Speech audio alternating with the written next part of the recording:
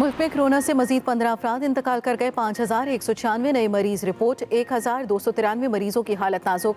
मुल्क भर में मस्बत केसेस की शरह 10.17% रिकॉर्ड। रावलपिंडी में शरह 13 और लाहौर में 11% से जायद।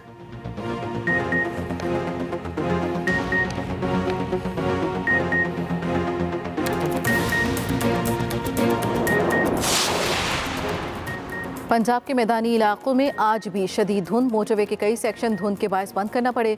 कौमी शाहराहों पर भी धुंध के बायस ट्रैफिक मुतासिर। कोयटा में आज भी पारा नुक्ता इंजमात से नीचे। सड़कों पर पानी जम गया। कराची समेत बेशतर इलाकों में आज मतला साफ रहेगा।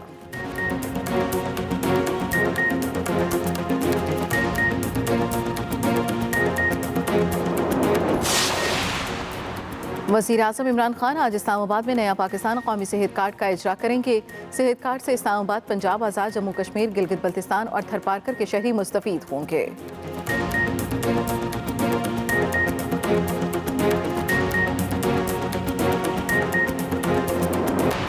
और PSL 7 का मेला कल से कराची में सजेगा। वज़ीर-ए-आज़म इमरान खान का PSL से मुतल्लिक पैगाम।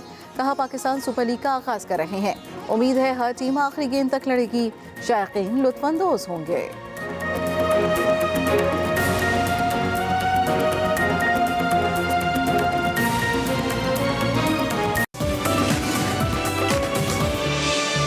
और अब वक्त हो जाता है सफर शर्त का, जिसमें आपकी मुलाकात करवाएंगे 2003 में K2 सर करने वाली फरा महमूद साहिबा से, जो कि एक बहुत ही बाकमाल ट्रैकर हैं।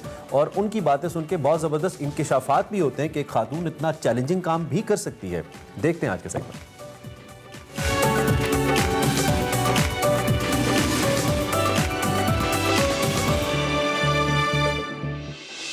अस्सलाम वालेकुम नाज़रीन, मैं वकार अहमद और आप देख रहे हैं सफ़र शर्त। और सफ़र शर्त की ये जो सीरीज़ है, इसको बड़ी आसानी से मैं ये नाम दे सकता हूँ, सफ़र शर्त विद फ़रा महमूद। और फ़रा महमूद जो है पाकिस्तान की ज़बरदस्त किस्म के ट्रैकर हैं। गिलगित बल्तिस्तान में तमाम काबिल ज़िक्र, तमाम मुश्किल तरीन ट्रैक्स जो हैं उन्होंने कर रखे हैं। और मुश्किल तरीन ट्रैक्स में कंकोडिया एक ट्रैक है, K2 की तरफ जाते हैं, K2 के बेस कैंप पर। और फ़रा महमूद जो हैं ये 2003 में कंकोडिया गई, और ये तो बेसिकली इनका आगाज़ था। और कंकोडिया के हवाले से या K2 के हवाले से ये कहती है कि मेरा पहला मर्दाना किस्म का ट्रैक जो था वो जिस दौर से मैंने ट्रैकिंग शुरू किया उस वक्त तो मर्दी ट्रैकिंग करते थे, औरतों का तो तसव्वुर ही नहीं था। पोर्टर्स भी बहुत ही ऐसी नजरों से देखते थे, ये खातून कहाँ चल पड़ी है। मुझे बाजी साहब कहते थे। अच्छा, बाजी साहब। अच्छा, बाजी थी ना, साहब थी वो दरमियान। एग्जैक्टली। अच्छा, ये बताएं कि आपका जो कंकोडिया का या K2 का ख्वाब था, ये कितना पुराना था? सर, मैं अगर जितना मैं मेरी सोच हो सकती ना उतना पुराना है। मुझे क्लास 4 से ये याद है कि मेरे अब्बू वो भी ट्रैकिंग हल्की फुल्की किया करते थे। जब ये वो दौर है जब जीप ट्रैक सिर्फ बालाकोट तक जाता था, उससे आगे सिर्फ पैदल ट्रैकिंग थी। तो उन्होंने मुझे लोलो सर पे वो जब पहुंचे, to make a long story short, तो वहाँ पर उनको एक जर्मन मिला। उस जर्मन ने अब्बू ने पूछा, तुम कहाँ यहाँ आ गए हो, ना कोई वसाइल ना कुछ। कहता है कि मैं K2 देखने आया हूँ। तो मैं पूरी दास्तान तो नहीं सुनाऊंगी कि उसके साथ क्या हुआ और आगे क्या, लेकिन उस की स्टोरी सुनने के बाद मुझे ये लगा कि वो क्या ऐसी चीज़ है, K2 क्या ऐसी चीज़ है कि एक बंदा जर्मनी से चल के यहाँ पर आप अपने वालिद के साथ थी उस वक्त? नहीं, मैं उस वक्त पैदा ही नहीं हुई थी, वो तो अपने जवानी के। अच्छा, अब्बू ने आपको स्टोरी सुनाई। और ये तकरीबन कौन सा सन होगा, या जब बालाकोट तक जीप जाती थी? लेट 50s और अर्ली 60s की बात होगी। ठीक है। तो वो K2 मेरे जहन में बस फंस गया। मैं अम्मी से कहती थी कि मुझे K2 जाना है, वो कहती थी बड़े हो जाओगी तो चले जाना। बड़ी हुई तो मैंने कहा K2 जाना है, वो कहती थी जब ब्याही जाएंगी तो फिर जाएं, अपने मियाँ के साथ जाना। अच्छा। तो सर, मैं बहुत बचपन से यही दुआ करती थी कि मेरी शादी ऐसे बंदे से हो जो मुझे K2 दिखा दे। और कैसी दुआ कबूल हुई आप? अल्हम्दुलिल्लाह, बहुत बचपन से ही वो मांग ले जिसने मांगना बड़े होके। तो सर 2002 में हम लोगों ने ये वाला ट्रैक किया, और हमारे जो वसाइल थे वो भी इतने नहीं थे, महदूद थे। उसमें यह है कि हमने पोर्टर्स बहुत कम लेके जाने थे क्योंकि उनकी कॉस्ट होती है, और बहुत कम उसके साथ हमने खुद भी वज़न उठाया और हम चल पड़े। तो पहली दफ़ा स्कूले देखा, मतलब एक ख्वाब जिस तरह वो देख रहा होता बंदा। और आहिस्ता आहिस्ता जूझो। अच्छा, K2 एक ऐसा पहाड़ है जो कि जब तक आप गोरो 2 तक ना पहुंच जाएं 5वें 6ठे दिन, तब तक आपको वो अपने दीदार नहीं कराता। आपको G4 नज़र आएगी, ब्रॉड पीक भी नज़र आनी शुरू हो जाती है, इधर मशबरम हर चीज़ नज़र आती है, लेकिन K2 नज़र नहीं आता। तो जब और अल्हम्दुलिल्लाह सर, ये वो दौर था जब 9/11 का वाक़या हुआ था और कोई भी फॉरेन टीम नहीं आई थी। पाकिस्तानी तो वैसे नहीं जाते थे। तो हम बहुत खुशकिस्मत थे कि सिर्फ हम लोग थे कंकॉर्डिया पे। और जब हम गोरू 2 से आगे निकले और थोड़ा थोड़ा K2 नज़र आना शुरू होता, सर मेरे तो आंसू ही नहीं रुक रहे थे कि ये अच्छा, मतलब मेरी मैं देख बचपन रही की हूँ। ख्वाहिश और वो पूरी हो गई है।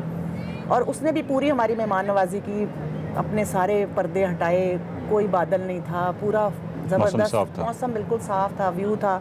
हमारा टेंट लगा, मैंने तो पूरा दरवाज़ा K2 की तरफ करके अपना टेंट लगाया और बस मैं उसको ही देखती रह गई। तो मैं सर उसने भी हमारे साथ बहुत मेहमान नवाजी की और हमने भी उसका पूरा हक अदा किया। अच्छा मैडम, ये बताएं कि अस्कोले से लेके और आखिरी यानी जब जब जहाँ पहुँचते हैं तो कौन सी कैंपिंग साइट जो आपको अभी भी याद है कि वो मुझे सबसे ज़्यादा फैसिनेट करती थी, या बहुत ही कोई अच्छी जो आपको कौन सी कैंपिंग साइट लगी? सर हम जब अस्कोले से चले तो हमें वेदर उस वक्त बहुत बादलों वाला मिला और बहुत बारिश वाला मिला, और बारिश हो भी रही थी। और बल्कि पहले दिन में इतनी नाउम्मीद हो गई थी, मैं नासिर से कह रही थी कि जो देखने आए वो तो नज़र कुछ नहीं आ रहा, तो वापस चलते हैं। लेकिन आहिस्ता आहिस्ता पायू पे हम जब पहुँचे तो जो बादल हट गए और हमारा सारा गीला हुआ सामान वो हमने सुखाया। सर इक्विप भी नहीं पूरे तरह होते थे, सामान भी नहीं उस वक्त पूरा मिलता था इस तरह।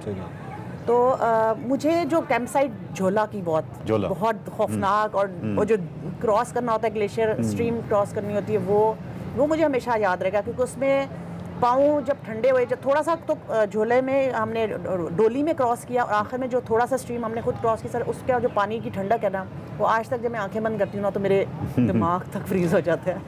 अच्छा, इसी में आपने ब्याफो की झलक भी देखी इसी ट्रैक पर? सर अस्कोले से निकले, स्केसर ग्राउंड से आगे निकले, सर ये ब्याफो एक ऐसी body of ice, boulders and water है कि आप इसको अवॉइड नहीं कर सकते। आप खामखा आपको लेफ्ट साइड पे आप देखते हैं तो ह्यूज आपको वो मतलब नज़र आता है। और जब यहीं आपने वो ख्वाब देखा था? हाँ, वो ख्वाब देखा था स्नो लेक का। सर स्नो लेक भी एक ड्रीम वो होती थी, तो आपने स्नो लेक भी की? बिल्कुल। अच्छा ये बताएं, रिवर ब्राल्डो जो है, दरिया ब्राल्डो, उसके साथ आपका कोई मतलब सारे दरिया खूबसूरत होते हैं, सारे ज़बरदस्त होते हैं, लेकिन उसके साथ कोई आपका ख़ास रिश्ता है दरिया ब्राल्डो के साथ? सर मैंने ना बहुत सारे ग्लेशियर्स क्रॉस किए हैं, बेचली हूँ।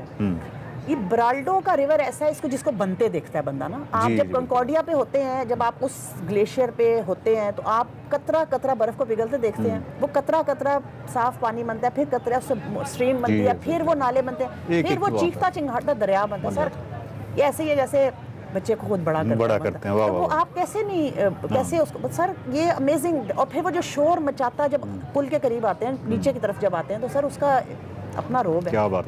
अच्छा ये बताइए कि ये इसी ट्रैक में आप डेफिनेटली इसी से वापस नहीं आई, और आपने गोंडोगोरो इसी में किया? जी, गोंडोगोरोसी में किया सर। एक ये जो चैलेंज है ना जो हम लेते हैं कि जिस जगह से जाना है उधर से वापस नहीं आना, तो you have to cross a pass दूसरी वैली में जाने के लिए।